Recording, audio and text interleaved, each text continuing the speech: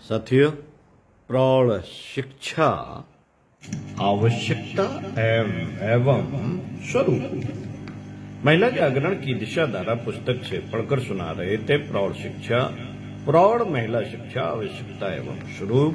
आइए पिछले वीडियो के क्रम में सुनते हैं। बच्चों की शिक्षा का प्रयत्न हो रहा है सो ठीक है, पर इतने वर्ष से काम नहीं चल सकता। इतने वर्ष से काम नहीं चल सकता। बच्चे 10-20 वर्ष बाद समाज को प्रभावित करने की स्थिति में होंगे।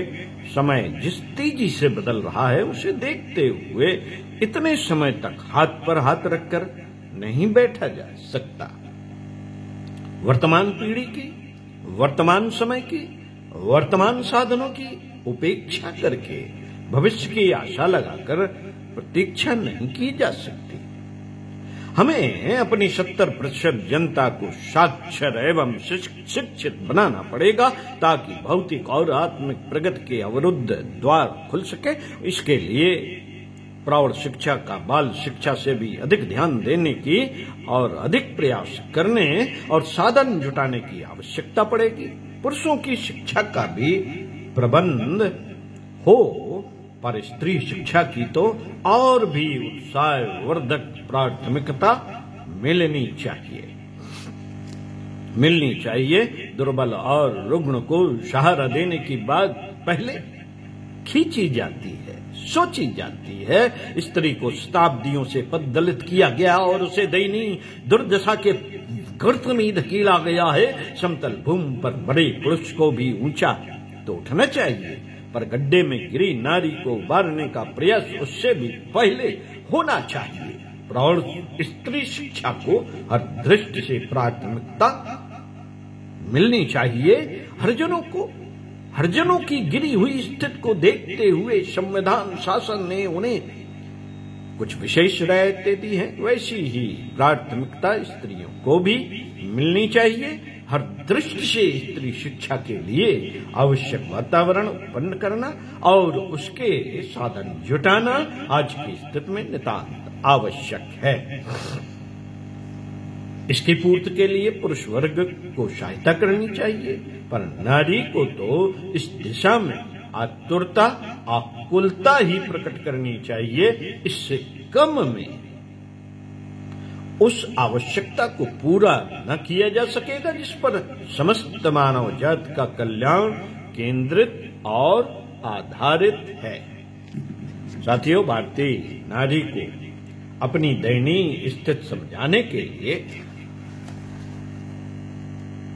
के लिए यह आवश्यक है कि उसे विश्व की भूतकालीन तथा आधुनिक प्रगतिशील महिलाओं के साथ अपनी तुलना करने का अवसर मिले। समुन्नत नारी अपने लिए, अपने परिवार के लिए, अपनी संतान के लिए, अपने समाज और अपने संसार के लिए कितनी श्रेयस्कर हो सकती है, इसका ज्ञान उसे अपने कूप मंडूक जैसे छोटे से घेरे से बाहर की स्थिति को देखने समझने से ही संभव हो सकता है। यह प्रयोजन शिक्षित हुए बिना और किसी भी तरह संभव नहीं हो सकता। इसी दृष्टि से महिला जागरण अभियान के अंतर्गत घर, गली, मोहल्लों एवं गांवों में प्रौढ़ महिला पाठशालाओं की स्थापना का लक्ष्य रखा गया है। महिलाओं को अपने बाल बच्चे, घर गृहस्थी और चूल्हा भी संभालना पड़ता है। इसलिए उनके पास शिक्षा प्राप्त करने के लिए घर से बाहर जाना स्वल्प समय के लिए संभव हो सकता है।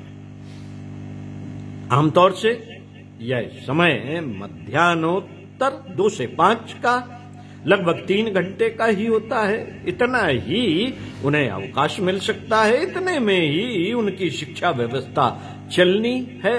यदि विद्यालय बहुत दूर होगा तो आने जाने में ही सारा समय नष्ट हो जाएगा। फिर सुरक्षा, किराया भाड़ा आदि की समस्याएं सामने आ सकती हैं। इसलिए समीपवर्ती स्थान ही उपयुक्त हो सकते हैं। इसी दृष्टिकोण को सामने रखकर महिला जागरण शाखाएं भी किसी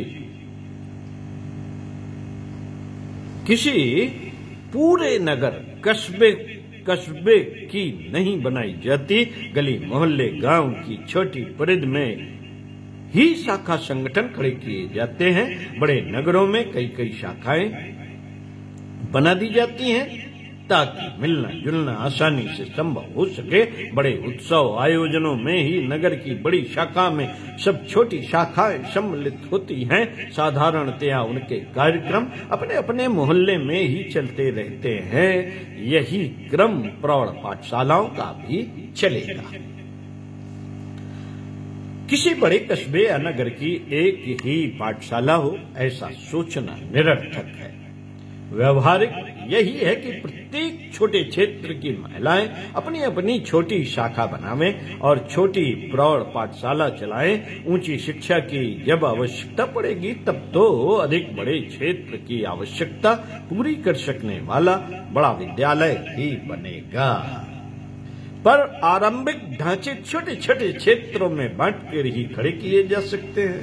इन पाठशालाओं के खुलने का समय भी तीसरे पहर के 3 घंटे ही हो सकते हैं। 2 से 5 अथवा मौसम के अनुरूप समय कुछ बदलकर भी रखा जा सकता है। पाठशाला चलाने के लिए कई कदम उठाने पड़ेंगे।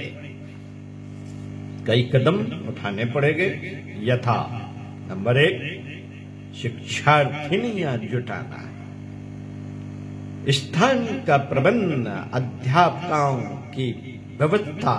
नंबर 4, पाठ पद्धति का निर्धारण।